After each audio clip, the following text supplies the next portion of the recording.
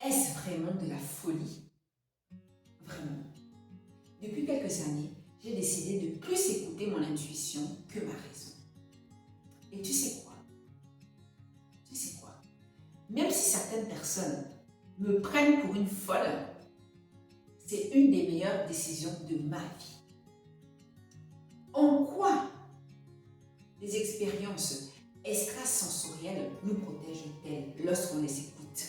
Lorsqu'on écoute le message qu'elles veulent nous faire passer? De quelle manière, justement, ton troisième œil essaye de communiquer avec toi en vain?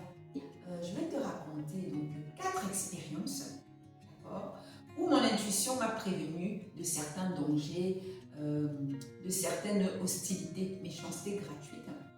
Et ensuite, on verra ensemble comment ça se fait que certaines personnes ressentent plus ces choses bizarres que d'autres personnes, et comment tu peux développer ton intuition à partir de ma propre expérience, mais aussi à partir de certains conseils donnés par des maîtres spirituels. Là, c'était dans un cadre plus personnel, c'était dans le cadre familial. Je devais me rendre chez une personne de la famille à qui je rendais souvent service. Il se trouve que elle m'avait demandé un service supplémentaire, mais je ne pouvais pas faire autant qu'elle voulait. Par exemple, je vous donne un exemple. Ça pouvait être, par exemple, je ne sais pas moi, tu peux cuisiner pour moi à midi et le soir, et moi je dis non, je peux qu'à midi. C'était pas ça, mais je donne un exemple comme ça. C'était pour l'aider dans les tâches quotidiennes pour quelque chose. Et il se trouve que j'avais donc rendez-vous avec cette personne de la famille, et une de mes sœurs était déjà sur place. Et j'arrive, au moment où j'arrive, cette personne est dans une pièce et une de mes sœurs est dans une autre pièce. Voilà. Sœur au sens large. Je dis sœur au sens africain. Ça peut être cousine, cousine éloignée. J'arrive, je sens une ambiance bizarre.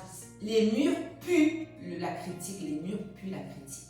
Et là, je sens que mon nom, on a dû bien parler de moi parce que j'avais refusé de rendre un service. Parce que les gens sont comme ça.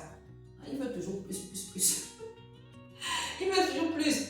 Donc toi qui as l'habitude de dire oui, une fois que tu dis non, c'est compliqué, mais d'autres personnes ne demandent pas. Bref, la personne n'était pas contente parce que je n'avais pas pu lui donner beaucoup, autant qu'elle voulait, alors que je donnais déjà beaucoup. Je savais c'était ça. Et j'arrive, les murs puent la critique, vraiment ça transpire. Et je leur dis, excusez-moi, est-ce qu'il s'est passé quelque chose de bizarre avant que j'arrive? Est-ce que vous avez bien critiqué quelqu'un avant que j'arrive? Et c'est 2 personnes de la famille qui adoraient toujours critiquer les gens. Ces 2 personnes sont moins proches. Mais à l'époque, ces 2 personnes, ces 2 femmes étaient toujours en train de critiquer. Toute leur vie, c'était critiquer. Quand c'était ensemble, c'était critiquer. Et je lui dis, mais est-ce qu'il s'est passé quelque chose? Vous avez critiqué quelqu'un? Elles me disent, non, non, non, non.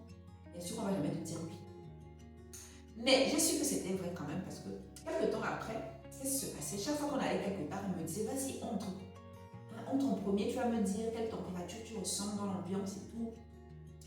Tiens, qu'on va arriver à tel endroit, ou quand on était à tel endroit, comment tu t'es senti? Et moi, j'ai senti qu'il y avait quelque chose, que l'ambiance était bizarre. Oui, effectivement, ma collègue qui bosse là, qui te souriait, effectivement, tu as raison, l'ambiance au travail n'est pas bonne dans cette entreprise, où on vient de se rendre, bref.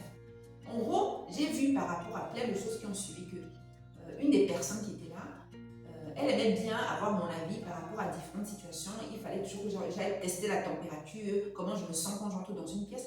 Ce qui a confirmé qu'elle était très bien placée pour savoir que je pouvais sentir les choses un peu bizarres.